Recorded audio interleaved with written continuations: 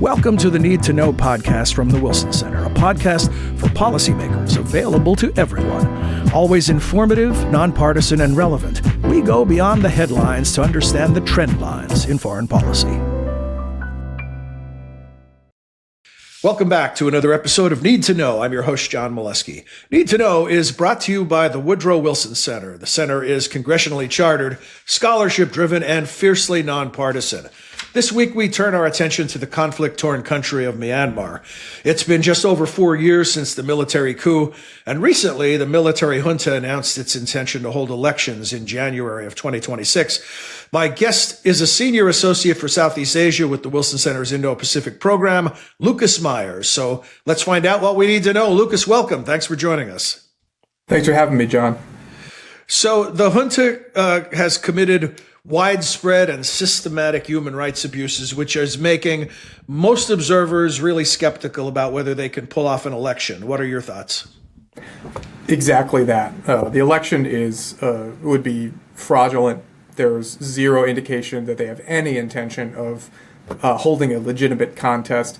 Really, how you should view this, the election is a fig leaf to gain some modicum of political legitimacy for the military junta. Likely they would say, hey, look, we had this electoral result. Oh, it just coincidentally, the party that we wanted to win won. We'll hand off power. The leader is likely to stay on as, say, prime minister or something. That is how I think they would hold that kind of election. So really, to say it's an election is to, disparage elections.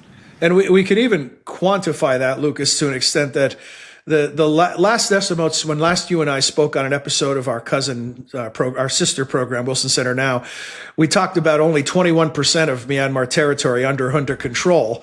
And they did a survey, a census, which they said was about electoral, but some people thought it was a counterinsurgency tool. And of the 330 townships, they only got results from 145. So even if they were attempting to conduct a legitimate election, there are serious questions about whether they have the capacity to do so. Exactly. I mean, that statistic right there says everything. They control about half of the country, arguably less so. There'd be a lot of resistance even then at the local level. They're deeply unpopular, and I don't think anyone really believes that it's legitimate. Certainly, none of the major political parties that are not military controlled have signed on to it. And they intend to continue resisting the military as they have been the last few years. Stop me if I'm putting words in your mouth, but going back to our previous discussion, I also remember that it was China that was pushing for elections. Is that accurate? Yes, China as well as a few of the other neighboring countries. So to see it from Beijing's perspective, they are deeply worried about the chaos in the country, and I would say that they have a bit of a blind spot as to the military's actual role as the source of the instability. They see the military as the solution, and if they can have some sort of election where they get the military to, have more legitimacy somehow, then all their problems would go away, the resistance movement would fracture, and then they could move towards some sort of peace negotiation with the ethnic armed organizations that are the main actors fighting the military on the battlefield. That's how Beijing sees it. Now, again, I think this is really missing the actual facts on the ground, and the Chinese are viewing it from their own prism. Wishful thinking? I would say wishful thinking, as well as, it's. I think this is fundamentally this is a kind of conflict that, unfortunately, as harmful as it is to the average person in Myanmar, as devastating as it has been to the economy, right now there just is not much scope for negotiations. Neither side is in a place where they're ready to do so. And an election under the junta's auspices is not going to change that. I think what China is hoping is, wishful thinking that it would change that situation. But from my view and what I'm hearing from folks on the ground, it's not that. It wouldn't change much. Also, when last we spoke, the UN was warning that Rakhine State in particular was at risk of acute famine and that was imminent. What has happened since then? So over time, the Arakan Army, which is the main ethnic armed organization in the Rakhine State area, they've captured the majority of the territory. The only remaining uncaptured parts are Jiaopu Port, which is controlled by the Chinese, basically, in a Chinese companies running it and establishing it, and then Sittwe, which is the capital. But right now, they're actively besieging Sittwe, and essentially this group is attempting to, stabilize the situation, establish governance on the ground. But there have been some allegations of human rights violations by the AA, especially against the Rohingya minority. But also they are blockaded in turn by the military, and that's why there's such a dire food situation.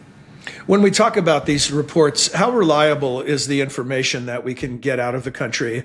There's always the fog of war, and then there's always the threat to foreign correspondents who attempt to get into war-torn areas and report accurately. How reliable is the information that we're receiving? So, obviously, any good analyst needs to be very cautious about reports that they see, especially these days on the internet. It's difficult to, ascertain credibility. But I think generally what we've seen is, especially these human rights violations, both committed by the junta and some actors on the ground on the resistance side, they're very credible because there are multiple corroborating witnesses. A variety of INGOs have, corroborated it through open source data. Especially actually satellite imagery has played a key role in establishing, say, a village has been bombed or burned. You can see that from orbit, can't really fake that, right? So that's how you painstakingly ensure that what you're reporting on is credible. And also there is, Myanmar actually has a very committed, noteworthy core of journalists who struggle through some of the worst, harshest conditions on the planet to report on what's going on, and they've continued to do so even amidst all the violence and threats to their lives. I'm going to ask you a question that I know the answer to, but I think for the benefit of our listeners and viewers is about the attention that this is receiving from the global community. The obvious distractions, whether we're talking about Gaza or Ukraine. But given the importance of the situation and then the attention from the international community, what does that gap look like? So unfortunately, it's quite stark. And I think there's a few reasons for this. Compared to Ukraine or Gaza, it's just there's not as much great power interest besides China and a little bit the US and India, but that's not quite as headline grabbing as the other conflicts ongoing. Additionally, I think Myanmar gets slotted into this idea that it's this long-running conflict, this is more of the same, that kind of view. But I think that's very wrong. I actually think this is, one, incredibly strategically significant, including for the U.S., and that's largely because, as we move towards the Indo-Pacific, as we increase our attention on the region to compete with China, Myanmar suddenly becomes very important, especially in Southeast Asia, as a source of instability and as a place where the Chinese are very interested. So there's a lot of reasons I think that we should pay more attention. But also, it's a huge place. There's 53 million people or so. And it's, a source of regional instability that I think if we could somehow resolve it and address that the root causes of this instability, that would really benefit U.S. interests. This program was created specifically as a service to Hill staffers and members of Congress, and of course available to everyone who's interested in these policy discussions. But given the original intent of the program and what you just talked about, are there members of Congress who would agree with you, who get this, who see the strategic importance? Absolutely. So the Burma caucus has continued to grow in size over the last couple of years, and they've been playing a leading role in making sure that this receives attention on the Hill. And they've been, there's been some legislation in recent years. I think most notably the Burma Act, which came out as part of the NDAA in 2022. That was a big shift. It allowed the U.S., if the federal government chooses to do so, provide non-lethal aid to resistance actors on the ground. It opened up space for more diplomacy with these actors, and it provided for more funding. That kind of action clearly shows that there's a lot of attention. And more broadly, this is an issue where I think Congress has always, played a leading role, especially because of the human rights issue, and that's always been something that Congress has paid close attention to. Now, we just heard in the last couple days that the head of Myanmar's military junta will be attending a regional summit in Bangkok early next month, which will be his first visit to an ASEAN nation since April of 2021. What is the significance of this? Is this a coup for the military? No dark pun intended. So unfortunately, yes. I think what we're seeing, and it's kind of interesting, as the military loses territory, I would have thought a couple years ago that the resistance would gain in international attention. Instead, what we've seen is the military has actually rehabilitated itself to actors like China. He visited China in the fall in a very high-profile diplomatic outreach program, and then now he's going to Bangkok. That signals that actors in the region are willing to engage the junta in a much more direct manner than they were in the beginning of the coup.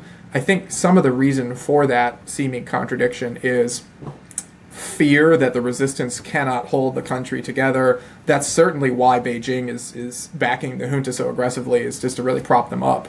What I would say is, I think the U.S. has an interest in preventing the rehabilitation of the junta. I don't think the military can be trusted. I don't think there's a deal to cut with the military. Instead, I think the U.S. should really attempt to elevate the resistance actors in international settings, make sure they have a voice and that they're not cut out of this program or this process, especially because if the Chinese really bring in their weight to rehabilitate the junta, I think the resistance would have a hard time standing up for itself without U.S. backing at the diplomatic in the diplomatic arena. Listen, I'm a total layperson when it comes to the question I'm going to ask you, but it would seem to me that inviting them to an event, inviting them to be part of a discussion as if they are legitimate leaders of a country, only delays an outcome. It doesn't get us closer. It essentially contributes to what is becoming a chronic condition. Exactly, and that's why it's so confusing as an observer. So this in that narrative that Myanmar is going to fall apart, it's going to fracture if the military is not in charge, basically, is very deeply felt in the region, and it's difficult to persuade folks otherwise. I think what's funny is as he's going to Bangkok, the military is on the edge of losing a major regional capital, Sittwe. It's having trouble holding on to territory around some of the major cities like Mandalay. It's suffering consistent, repeated battlefield defeats that, to me, point to an inevitable conclusion. Now, that conclusion may be a long time out, in the number of years, perhaps, but we're moving in that direction, and the trend does not seem to be reversing. So, if that's the case, then I would argue that ASEAN states especially should be working more closely with the pro-democracy resistance instead of the military, and yet he's going to Bangkok. What would that look like? A final thought, Lucas. We're out of time for this discussion in just a moment, but for whether the actors are the U.S. or the neighbors in the region who want to contribute to a positive outcome, and you say work with the opposition, what would that look like? What actually could be done? So there's a few steps, and I think they're relatively low-hanging fruit. It would mostly happen in the realm of diplomacy, right? And so the resistance coalition is diverse, and it has at times had unity issues.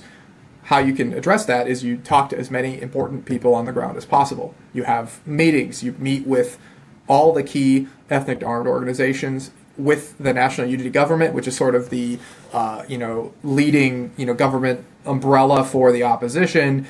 You bring them all together in the same room. You get them to you facilitate those discussions. You help them do that. And then at the international level, you bring them into the dialogue so that they're not iced out, which is, I fear what's happening now.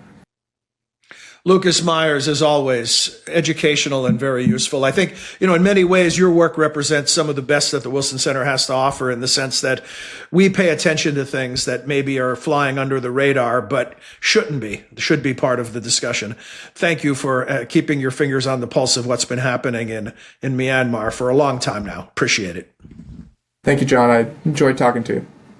So for those of you who are interested in learning more, you can visit wilsoncenter.org. And if you use the Programs tab at the top of the homepage, you'll be able to visit the Indo-Pacific program, where you'll find the ongoing good work of Lucas and all of his colleagues. We'll be back with another episode of Need to Know soon. Until then, for all of us at the Center, I'm John Milewski. Thanks for your time and for your interest.